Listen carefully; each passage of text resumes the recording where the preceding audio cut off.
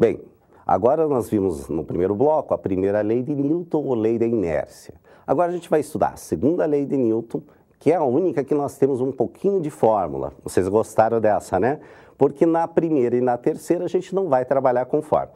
Antes da gente falar da segunda, a gente vai falar um pouquinho da terceira lei de Newton, que é a lei da ação e reação. Isso você já ouviu várias vezes alguém falar, né? Que sempre que tem uma ação, pode ter uma reação. O Newton provou que isso sempre vai acontecer. Se eu aplico uma força num corpo, eu sempre vou obter uma reação. E como que nós vamos ter? Nós vamos ter um par de força. Uma que é a ação e a outra que é a reação. Pela lei de Newton, nós dizemos que a toda ação corresponde a uma reação de mesma intensidade, mesma direção, porém de sentidos contrários. A lei da ação e reação também é um par de forças, elas são aplicadas em corpos diferentes, porque a gente já viu que se eu tenho duas forças iguais aplicadas sobre o mesmo corpo em sentidos contrários, uma força vai anular a outra. Nesse caso, a ação e reação não anula uma a outra, porque uma é aplicada sobre um corpo, por exemplo, eu empurrando minha mão aqui, esta mão aqui, eu estou aplicando a ação. Ao mesmo tempo, esta outra mão que está recebendo a reação, ela vai aplicar uma força igual. Isso explica por que nós, quando seguramos numa parede, nós não atravessamos a parede, tá ok? Então, a ação e reação são aplicados em corpos diferentes. Nós temos vários exemplos aí que nas brincadeiras do dia a dia a gente já viu. Por exemplo, duas pessoas que estejam, por exemplo, de patins, estão paradas. Se uma empurra a outra, uma está parada, a outra empurra. A lógica pareceria que apenas aquela que foi empurrada entra em movimento. Porém, a gente verifica que isso não ocorre, que além daquela que foi empurrada, a que empurrou também vai se movimentar, só que ela vai no sentido contrário à da primeira. Então você diz assim, mas elas vão com a mesma velocidade? Provavelmente não, porque dificilmente as duas têm a mesma massa, tá ok? Isso vai ser explicado exatamente pela segunda lei de Newton, que também é conhecida como o princípio fundamental da dinâmica. Nós temos outros exemplos dessa terceira lei de Newton, que é o caso, por exemplo, de um foguete no espaço. Que sempre é uma pergunta, né? Se não tem ar no vácuo, como é que ele consegue se movimentar um foguete? Ele consegue isso porque quando o motor do foguete é ligado, ele joga uma resultante da combustão, um gás para trás. Quando essa daí é a ação. E pela reação, por causa dele ter jogado esse gás para trás, ele vai à frente. Então, lá no espaço, não haveria necessidade de o motor ficar o tempo todo ligado. Por isso mesmo, nós vemos esses filmes de ficção, que os motores ficam ligados o tempo todo. Não tem sentido, porque senão só aumentaria a velocidade no decorrer do tempo. Então, nesses filmes, quando a gente observar, não há necessidade. Ele atingiu a velocidade que quer, ele pode desligar o motor e, consequentemente, o motor de foguete, e ele vai sempre à mesma velocidade, que é o caso do movimento retilíneo uniforme. Bem, num barco a remo, o remo empurra a água para trás e a força de reação da água empurra o barco para frente. Esses são alguns exemplos da ação e reação. O par ação e reação representa a interação entre os corpos, sendo que uma aplicada num corpo e a outra aplicada no outro. Isso é sempre importante para a gente não confundir achando que a resultante vai dar zero. Tem sempre a mesma direção, ela própria e sua componente, porém com sentidos contrários e com a mesma intensidade. Ela e a sua componente, a ação e a reação. Bem, agora vamos falar a respeito da segunda lei de Newton, que eu falei do exemplo do patins, né? Um patinador empurra o outro e os dois acabam se movimentando. Porém, os dois não vão exatamente com a mesma velocidade, porque vai depender da massa que ele tem.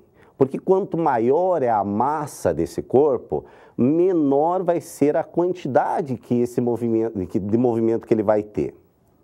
Bem, essa segunda lei de Newton, ela é dada uma formulazinha, que ela diz que essa variação de velocidade, como a gente viu nas aulas anteriores, vai determinar uma aceleração. Essa aceleração positiva, né, podendo ser positiva ou negativa. E essa aceleração vai depender da força que é aplicada e vai depender da massa. E nós dizemos que essa aceleração ela é diretamente proporcional à força e inversamente proporcional à massa.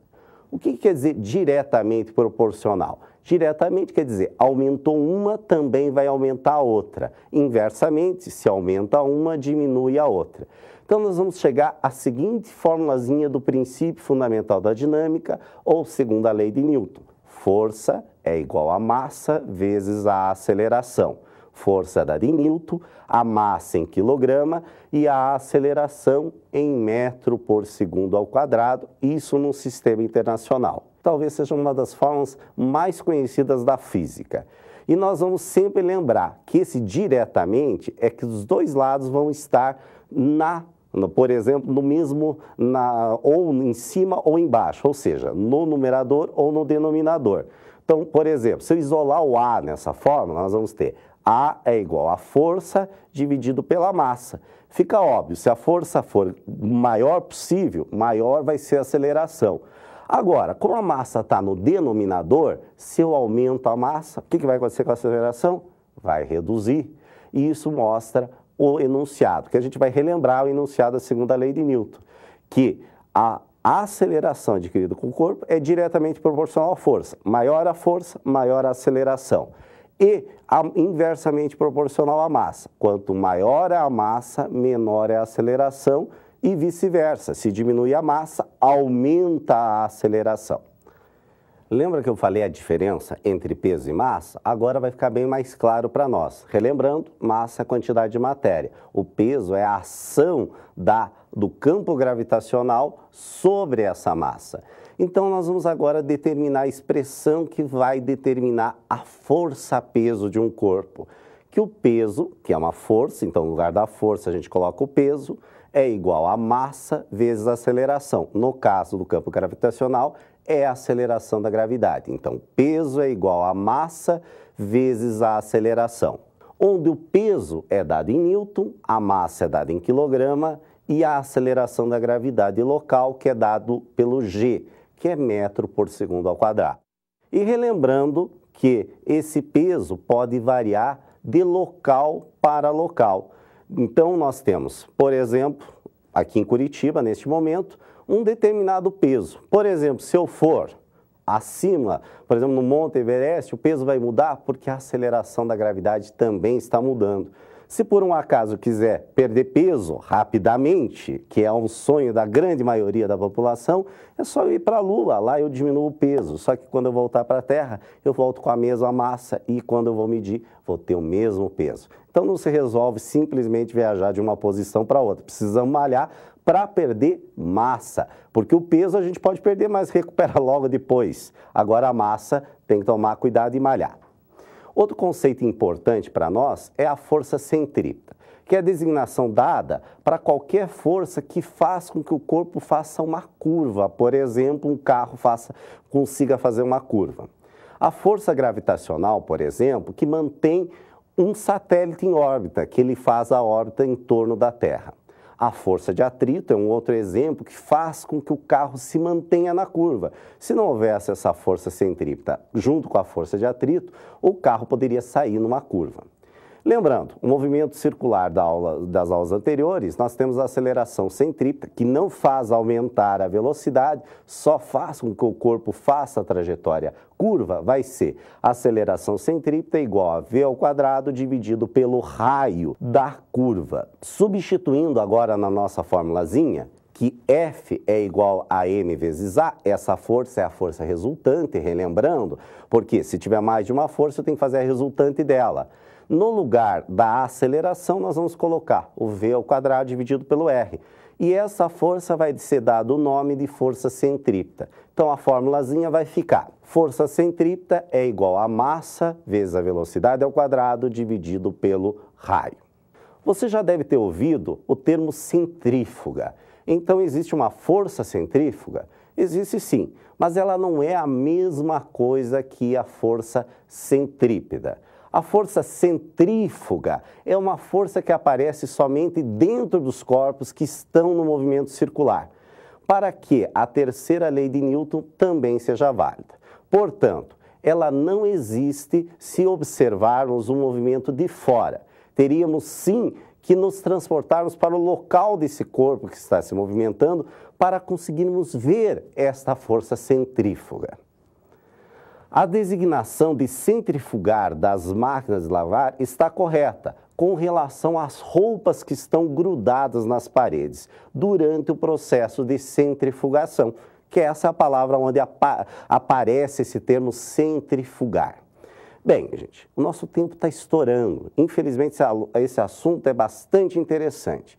Agora eu peço para vocês pegarem as atividades e lerem e estudarem bastante, que esse assunto, em qualquer vestibular, do Iapoque ao Chuí, é cobrado com certeza, gente. Essa de 10 questões sempre que normalmente os vestibulares têm, pelo menos uma com certeza vai cair. Então, você tem 10% de chance de acertar uma questão do vestibular de física, que isso já é um número considerável, se estudar bem esse conteúdo. Estude, pergunte para os seus colegas, faça grupo de estudos e com certeza esse assunto é barbada, vai cair no vestibular e você precisa estudar bastante. Se divirtam fazendo as atividades, porque se divertindo-se fazendo a atividade, você vai aprender ainda mais. Até a próxima aula, nos encontramos lá.